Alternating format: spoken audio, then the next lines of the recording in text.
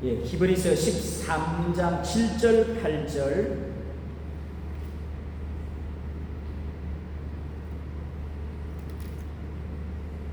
우리 찾으셔서 다 같이 한 목소리로 봉독하겠습니다. 13장 7절 8절 말씀입니다. 우리 같이 한번 읽겠습니다. 하나님의 말씀을 너희에게 일러주고 너희를 인도하던 자들을 생각하며 그들의 행실의 결말을 주의하여 보고 그들의 믿음을 본받으라. 예수 그리스도는 어제나 오늘이나 영원토록 동일하시느니라. 아멘. 이 시간은 부르심이라는 제목으로 우리 임성근 목사님, 선교사님께서 나오셔서 귀한 말씀 전해주시겠습니다. 감사합니다.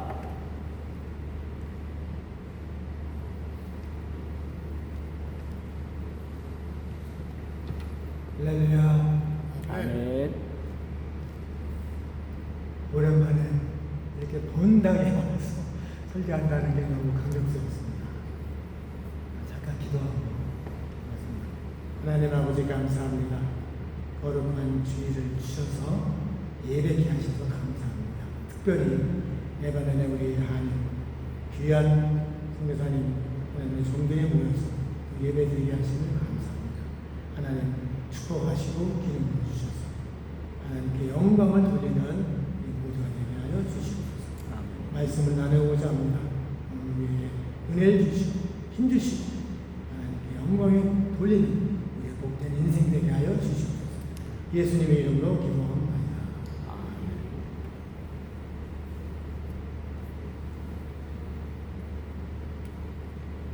성경에는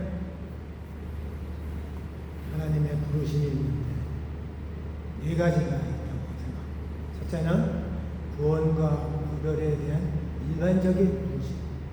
그러니까 예수 믿고 구원에 이르게 하는 하나님의 초청, 일반적인 부르심이 있습니다. 두 번째는 뭐냐면 사명과 소명을 위한 부르심. 사도 바울같이 특별히 이방인을 위해서 부르심. 또 에레미야같이 이스라엘 백성들에게 멸망을 당한다는 것을 얘기하는 그런 특별한 사명의 부르심이 있습니다. 또 이사야서 6장을 보면 또 하나님께서 나타나셔서 성전에 나타나셔서 말씀하시는 소명을 부르는 사명을 부르는 그런 것을 알 수 있습니다. 세 번째는 일상과 삶 속에서 우리 부르심이 있습니다. 고넬료와 베드로, 고넬료의 삶 속에서 하나님께서 그를 구원의 단결로 이끄시는 것을 볼 수가 있는 것입니다. 네 번째는 정말적이며 최종적인 부르심이 있습니다. 마지막 때 하나님께서 하나님의 모든 성도를 부르셔서 영원한 나라로 인도하시는 부르심이 있다고 생각합니다. 블로신학교의 교수인 로버트 크린턴은 평생 지도자 이론을 연구를 내놓으면서 이렇게 했습니다. 그는 그 연구를 위해서 7년 동안 학생 400명과 같이 역사 속에서 나오는 지도자, 또 성경 속에서 나오는 지도자, 시대에서 그 시대, 현 시대에 일하는 지도자 400명을 연구했습니다. 그래서 그 결과 400명을 연구한 결과 30%만 finishing well, 끝까지 잘 맞췄고 70%는 모두 실패한 지도자가 됩니다. 우리의 성경에 위대한 지도자 하면은 누가 떠오릅니까? 모세가 떠오릅니다. 모세는 기구한 인생으로 태어났어요. 바로가 이스라엘의 강성 민족이 번성하는 거고 모든 자녀를 죽이라고, 애기가 나면 죽이라고 한 그때에 태어났어요. 근데 그때 그 모세가 태어났는데 그 어머니가 그 모세를 보고 너무 잘생겨서 3년 석 달 동안 숨겼다가 갈대 상자에다 넣어서 날강에다 흘러보내면서 그를 쫓아가서 지켜봤던 그런 일. 근데 하나님께서 바로의 공주가 그 물가에 나와서 놀 때 그 갈대 상자를 발견해서 모세를 그 바다에 강에서 건졌죠. 그래서 모세가 됐잖아요. 그래서 궁중에서 40년 동안 화장 공부에서 정말 학문과 지식을 닦으면서 온 정말 축복을 받은 삶을 누리게 된 거예요. 하나님의 인도하심. 그러나 한순간 그가 욱하는 성격에 그 애국 사람들을 쳐죽이고 도망자가 되어서 광야에 가서 40년 동안 도망자에서 외로운 소외된 땅에서 살 수밖에 없었습니다. 그런 40년을 완전히 허비한 정말 그 인생을 완전히 흘러버리는 그러나 그 40년 동안 세월 속에서 자기라는 자신이 완전히 잃어버리는 그런 삶을 살았습니다. 그러나 하나님께서는 40년 후에 그를 불러서 하나님께서 그에게 사명을 줍니다. 그것도 이스라엘 백성을 이끌고 하나님이 지시하는 땅, 가나안 땅으로 이끌고 가는 큰 사명을 줍니다. 마다했던 모세지만 하나님의 명령에 따라서 그는 드디어 애굽으로 돌아가서 바로 앞에서 애굽 백성을 끌어냅니다.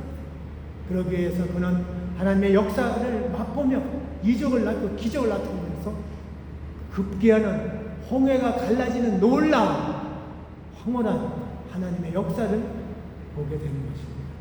그는 더욱더 자신감이 있어서 40년 동안 광야에서 지도자로 이스라엘 백성을 지도하고 그들을 가나안으로 몰고 가는 그런 지도자의 역할을 하게 된 것입니다. 그 얼마나 고생을 많이 했습니다. 근데 그가 막판에 가데스 무리바에서 민수기 2장 8절에 나오는 것인데 민수기 하나님께서 그 이스라엘 백성들이 물이 없어서 원망하면서 모세와 아론에게 달려들 때 그 모세가 하나님께 부르짖어 이 백성이 이렇게 달려들니 하나님 도와달라고 막 할 때 하나님께서 모세에게 분명히 지팡이를 가지고 내 영 아람과 함께 회중을 모으고 그들의 목전에서 너희는 반석에게 명령하여 물을 내라고 말씀하셨어요.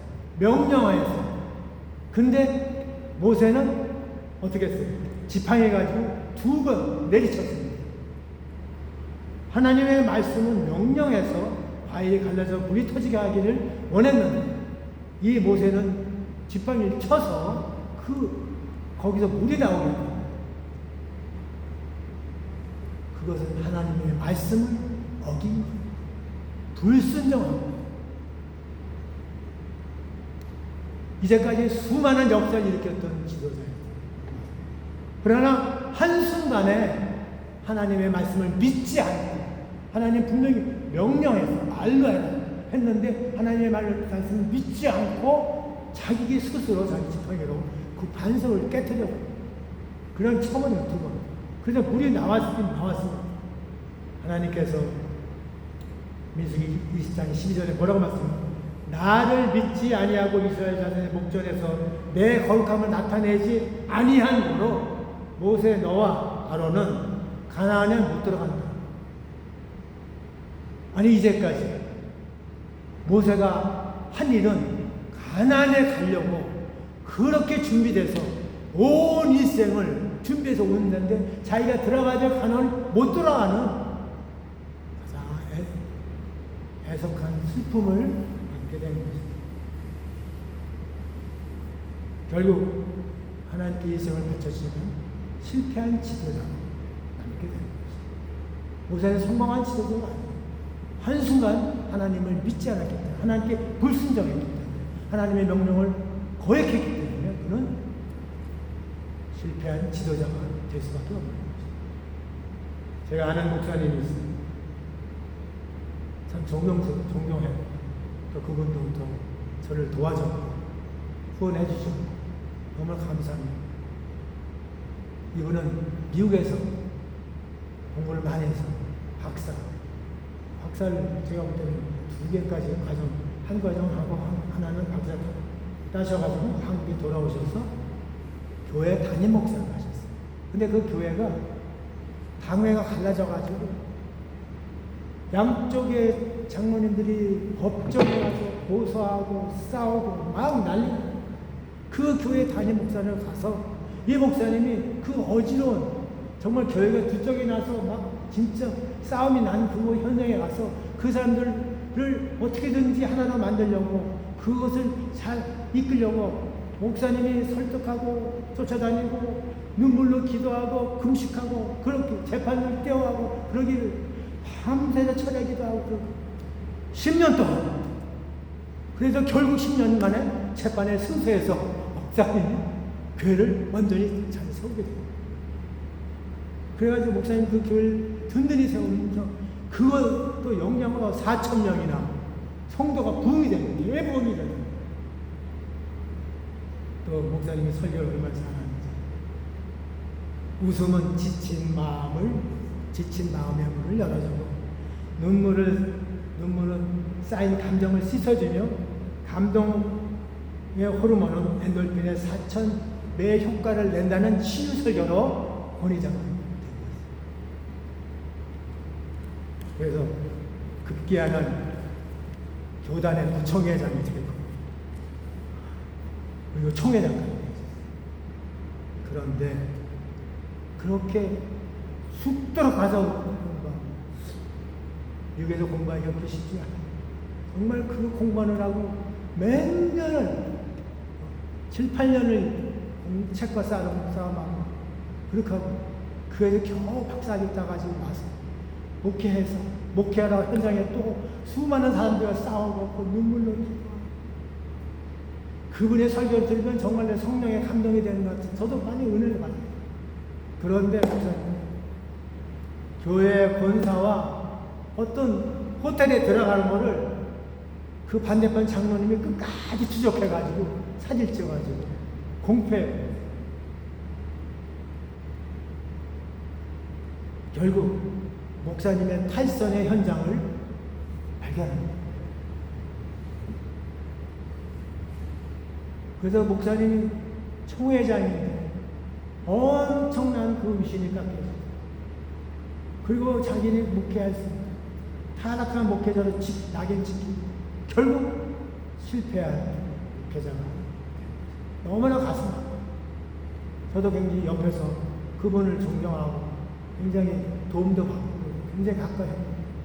그분이 그렇게 우리가 알지 못하는 그런 탈선을 했었다는 사실을 깨닫고 너무 그때 저는 너무나 충격받아서 정말 하나님 앞에 정말 그 목자님 정말 회개하고 돌아오게 해달라고 기도했고 저 자신으로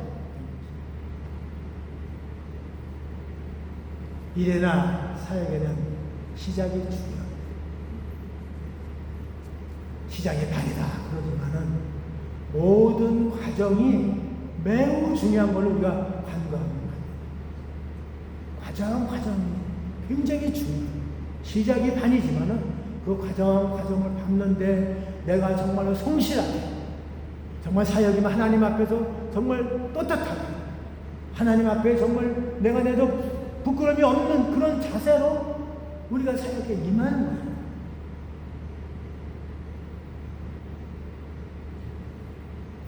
그래서 그런 과정들이 모여서 결과를 나타내는 것입니다.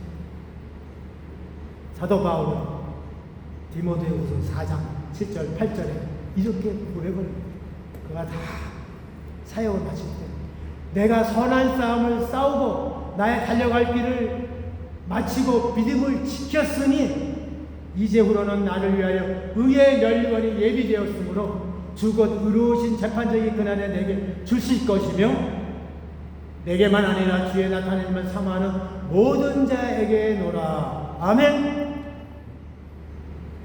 얼마나 떳떳한 우리 사도 바울 같이 고생하는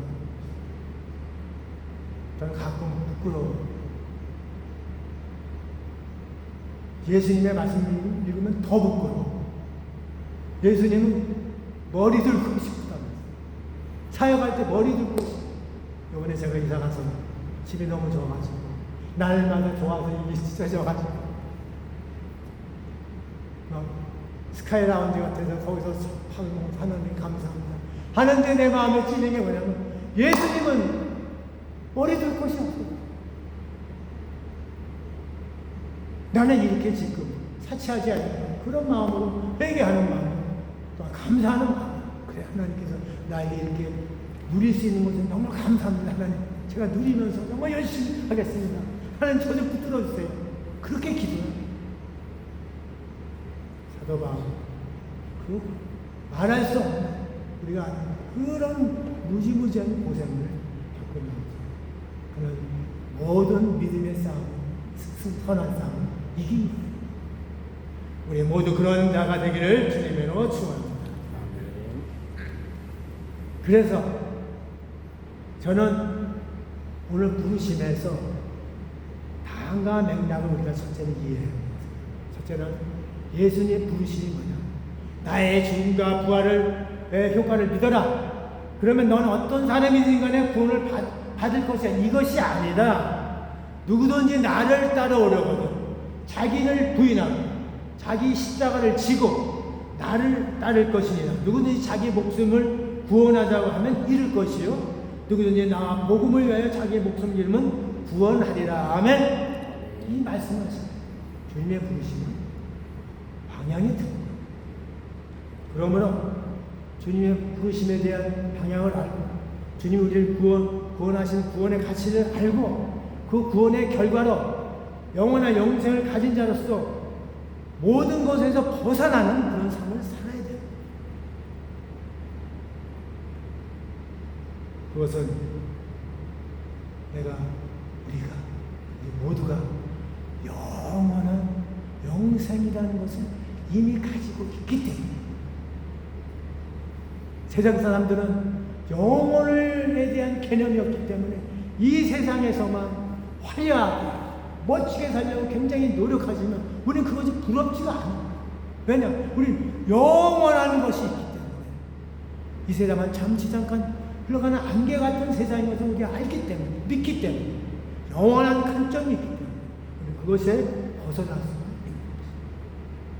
그래서 오늘 그런 관점에서 우리는 세 가지를 은혜를 받고 싶습니다. 첫째, 저는 여러분에게 말씀드립니다. 그리스도의 형상을 이루다. 그리스도의 형상을 이루다. 우리의 안에서 그리스도의 형상이 나타나야 돼요. 아들의 형상이 나타나야 돼요. 예수님의 모습이 나타나야 돼요. 로마서 8장 29절에는 우리가 미리 정한 자들로 또한 그의 아들의 형상대로 만들어내시려고 그 아들들로 미리 정하셨으니 이는 그 많은 형제 가운데서 맏아들이 되게 하려 하심이라. 아들의 형상, 예수 그리스도의 형상으로 만들기 위한 하나님의 작정입니다.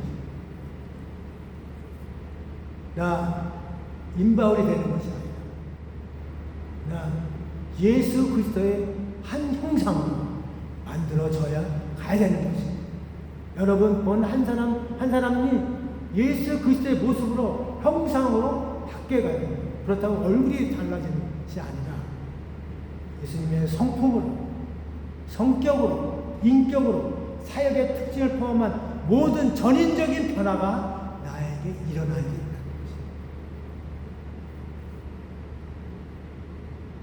영화 친구라는 영화가 있습니다.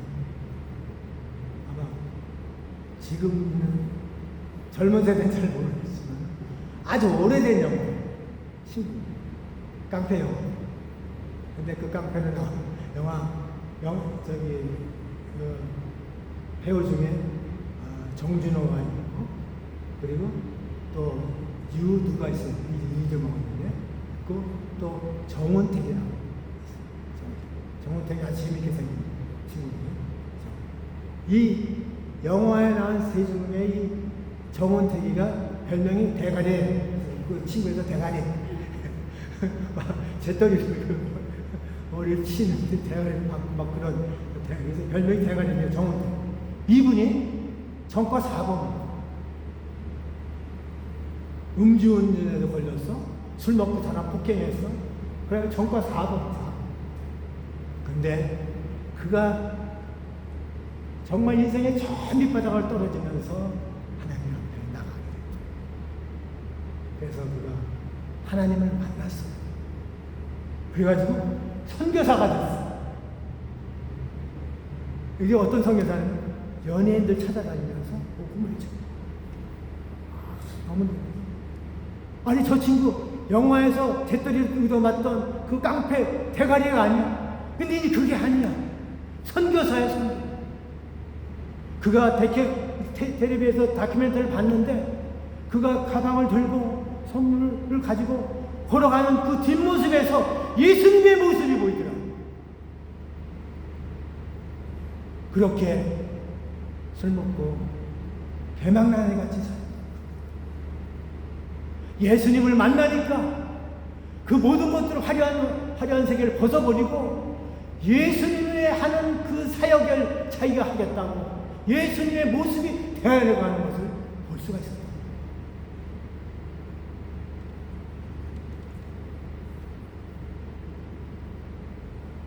우리는 예수님을 닮아가는 것은 평생을 통해서 이루어집니다. 예수 그리스도를 믿고 성령의 충만함과 성령의 인도하심으로 우리는 점진적으로 하나님의 아들 예수 그리스도의 형상으로 닮아가는 한 번에 되는 건 아니에요. 그렇기 때문에 우리는 정말로 날마다 하나님 앞에 나 하나님의 뜻하신 것은 아들의 형상을 본받기를 원했다는 것입니다. 우리를 부르시고서 아들의 형상을 본받으라고 부르십니다. 그래서 그 형상이 되기 위해서 정말로 사도 바울이 얘기한 것 같이 갈라디아서 4장 19절 나의 자녀들아 너희 속에 그리스도의 형상이 이루기까지 다시 너희를 위하여 해산의 수고를 아끼지 않겠다 말했습니다. 해산의 수고. 우리 그리스도의 형상으로 닮아가기 위해서는 우리 스스로가 해산의 고통을 가지지 않으면 안 돼요. 그냥 거저가는 게 아니에요. 그냥 와서 찬송하고 예수 믿는다고 하는 것이 되는 것이 아니라 우리는 아들의 형상을 담기 위한 해산의 고통을 해요. 각자 삶 속에서 하나님 앞에 나가서 하나님 나를 부르신 그 하나님의 목적을 이루기 위하여 나는 하나님의 주님이 가진 그 길, 그 모습을 담기 위하여 나는 몸부림 치면서 하나님께 매달립니다. 나를 빚어주세요. 이런 마음으로 날마다 하나님께 나가야 됩니다. 그래서 이런 고백을 해야 됩니다. 갈라디아서 2장 20절에 다 내가 그리스도와 함께 십자가에 못 박혔나니 그런즉 이제는 내가 산 것이 아니요 오직 내 안에 그리스도께서 사신 것이라. 이제 내가 육체 가운데 사는 것은 나를 사랑하사 나를 위하여 자기 자신을 버리신 하나님 아들을 믿는 믿음 안에서 사는 것이다. 할렐루야. 이 믿음이 나의 삶의 근본이 됩니다.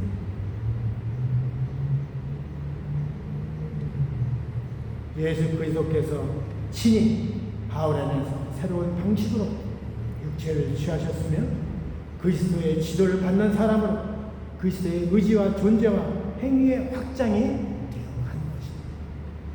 우리를 통해서 예수님이 역사하는 그 확장이 일어나야 됩니다. 두 번째로는 그리스도의 마음을 닮아야 됩니다. 어떤 분이 강의하는 분도 있어요. 우리 그렇게 얘기합니다.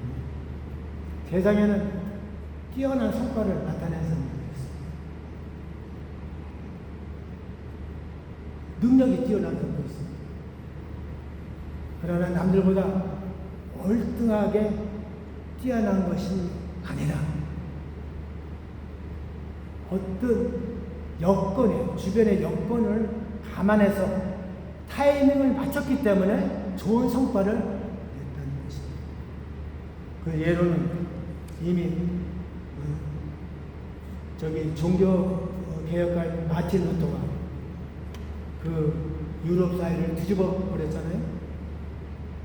그거는 왜 종교 개혁을 뒤집어졌는데 그 위대한 종교 개혁자라 그런 것이 아니라 이미 그 당시에 중세 사회가 썩어서 이미 터질라고 화약고가 돼서 터질라고 그래서 거기다 마틴 루터가 도화선에 불만 붙인 거예요.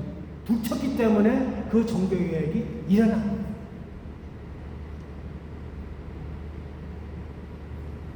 거예요. 그러니까 어떤 임계점에 도달했을 때 그때 성과를 타이밍을 잘 맞춰서 성과를 내는 사람이 있어요. 근데 그 성과 낸 것을 나의 능력으로 시연하면 안 되는 거예요. 그 내가 했다. 운이, 그래서 차라리, 운이 좋았어, 그때. 덕분이야. 이런 원점으로 돌아가는 자세가 돼요. 그리고 돌아가는 자세가 돼야 되고, 그리고 그런 모습으로 살아. 만약에 내가 했다고 교만하게 되면 그때부터는 어떤 교만의 굴레에 떨어져서 헤어나지 못합니다. 언제든지 내가 했다. 나를 나세우기 위해 내가 나오길 때는 그리스도가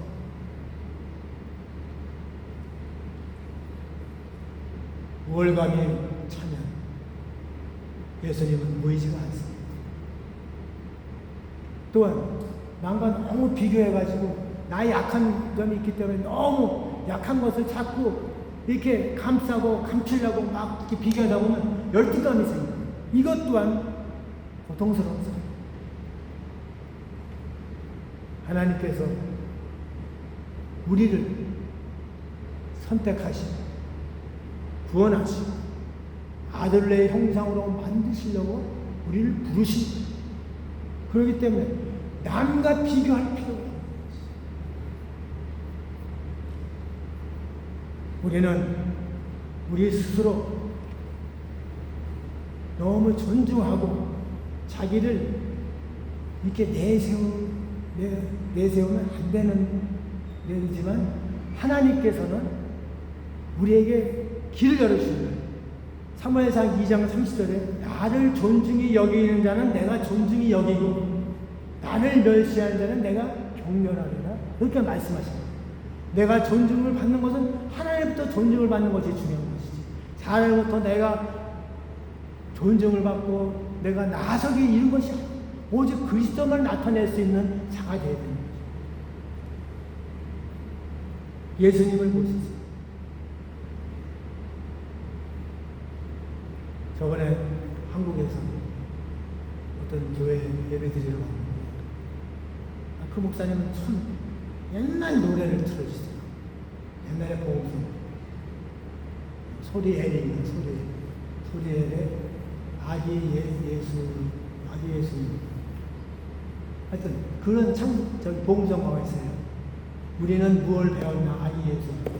그걸 너무 오래된 몇십 년 전에 그걸 들어줘서 아주 그 생각이 났어요. 아기 예수께 뭘 배웠나.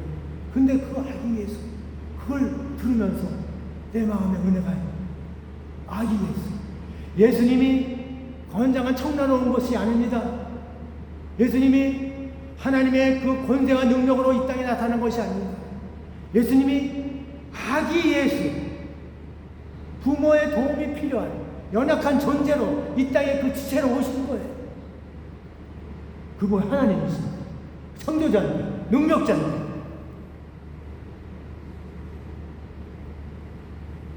그러면서 인간이 당하는 모든 괴로움을, 모든 기쁨을, 모든 상황을, 고난과 시련을 다 겪고 보십시오. 예수님이 어렸을 때부터 분명히 요셉 아버지 일찍 돌아갔어요. 그 애들을 키우기 위해서 맏아들이 된 그 예수님께서 그 가정을 이끌려고 얼마나 힘들게 일을 했겠어요. 우리가 난민들 보지만 난민 집에 가면 여자애들은 화장만 해주고 남녀 집에 8살, 9살, 10살, 11살 전부 다 슈퍼마켓에 가서 일주일에 10불도 안 되는 4불을 받아가지고 아침 9시부터 오후 3시까지 일을 하는 거예요. 4불 받는 거예요. 그래, 이 난민들은, 남자애들은 생활력이 강한, 어렸을 때부터 이렇게 배워요. 그러니까 이번에 왔더니 남자애들이 싹 빠지고 그래요. 알고 보니까, 물어보니까, 얘가 슈퍼마켓에 이게 얼마씩 받아? 4불씩, 4불씩, 어떤 애는 5불씩. 그래도 아침부터 가서 뭐 나는 서두르는 거, 그걸로 바꿔요. 예수님도 아버지가 없어서 얼마나 자녀들, 동생들을 키우고 있어요. 그리고 목수까지 하지 않았어요. 왕으로 불림하십니다. 아주 낮아진 자세로, 우리보다도 더 낮아진 자세에서 우리를 섬기기 위하여 살아오신 거예요. 예수님의 마음을 알아요. 예수님이 왜 그렇게 하셨을까? 왜 가정을 지키려고, 가정의 형제들을 키우려고 그렇게 애를 썼을까? 이것도 우리가 생각해요. 그 마음을. 그는 하나님과 동일한, 그리고 하나님의 본체이시지만 본체인 자리를 취할 것을 여기지 않고 하나님을 섬기는 종의 자세로 나눠졌습니다.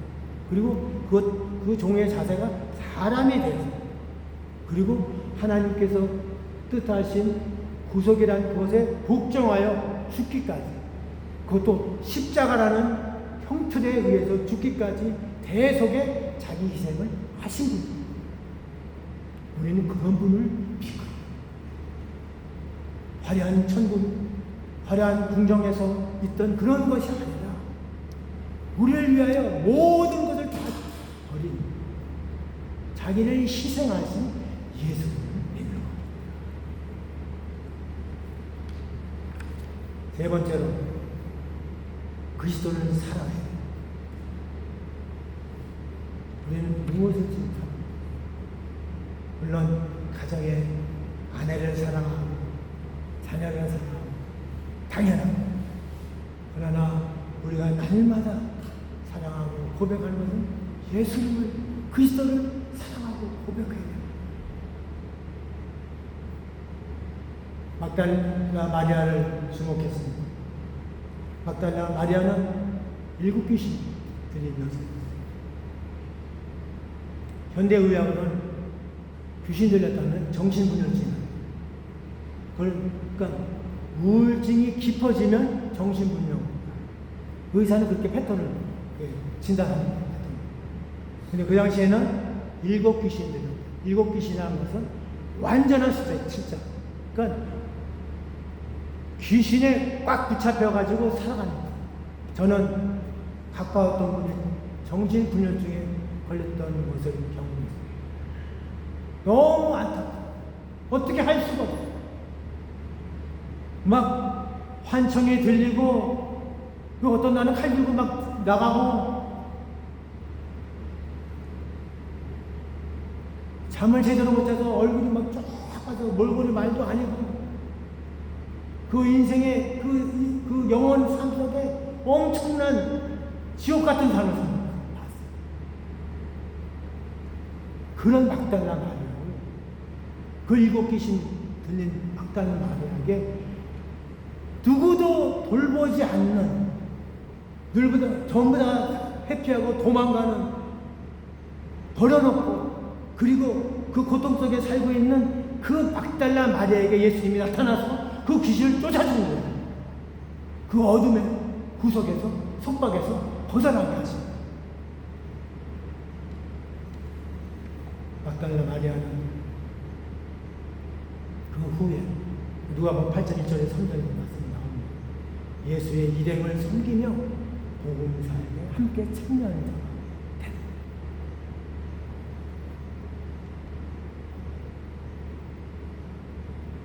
안식 후 첫날, 아니 그 전에 십자가에서 예수님이 돌아가실 때 그 현장에서 떠나지 않았던 여자 중에 한 명이 막달라 마리아.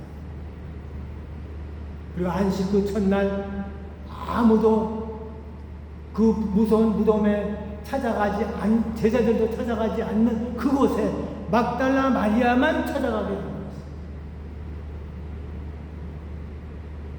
상상을 합니다.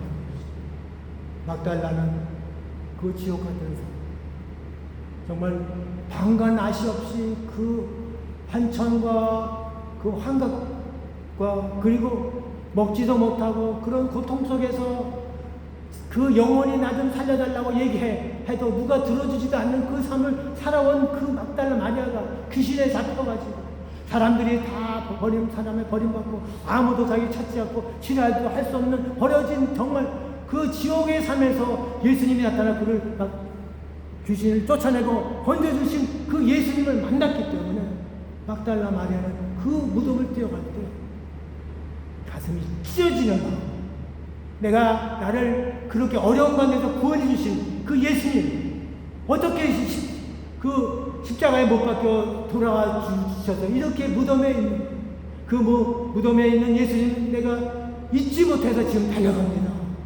주님, 나를 이렇게 구원해서 너무 감사해서 내가 삶을 주님을 섬기고 끝까지 했는데 주님 돌아가시는 너무 마음이 슬프지만 그래도 주님의 모습을 다시 한번 보기 위해서 난 달려갑니다. 그러면서 그것을 달려갔더라고 저는 상상이 됩니다. 그 마음은 얼마나 찢어지지 않은 슬픔이 있습니다. 왜냐하면 자기를 구원해주고 이 세상에 어떤 사람이 자기를 구해주는지 자기의 친척, 자기의 부모, 형제, 친구들이 구원해주는 게 아니에요. 예수님이 그를 구해내주는 그 지옥에서. 그래서 그는 막달라 마리아는 예수님을 섬기게 되는 거죠.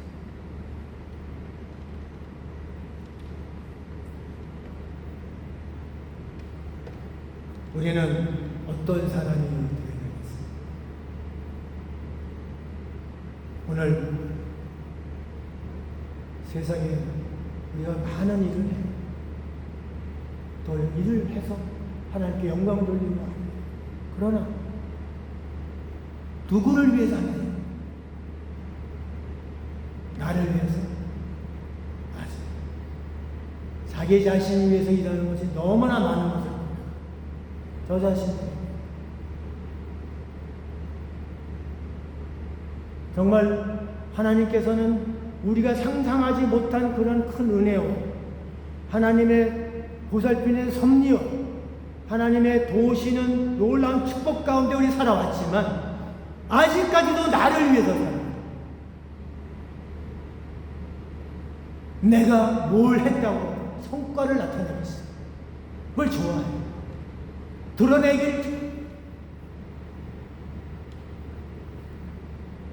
저는 예멘이라는 나라에 살고 있어요. 떠나기 전에 담임 목사님한테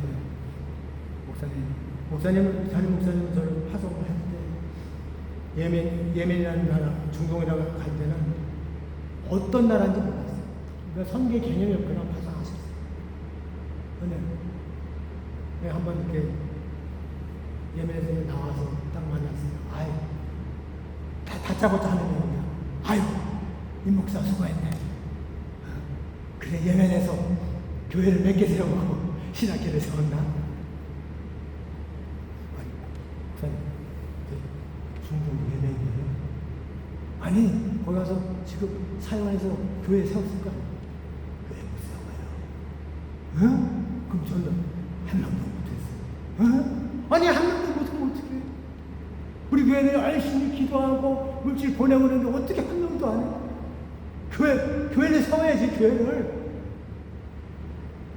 아, 그러면 그런 교회 갔어. 차라리 중국으로 가.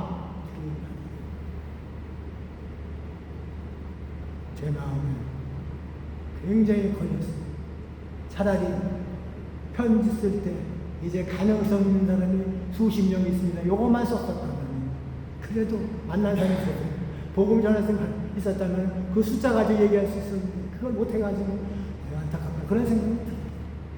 그리고 내 마음에는 자꾸 성경 표시 쓸 때 그런 식으로 쓰고 이제 어디 가서 복음을 전하려고 이런 식으로 쓰고 그런 내 모습을 보면서 쳐다봤어요. 아니다, 그게 아니다. 이제는 정확하게 그건 복음을 전할 수가 없습니다. 그냥 내 삶을 거기서 드리는 겁니다. 난 하나님의 믿음을 썩 떠오르려고 갔습니다. 자꾸 후원이 줄 것도.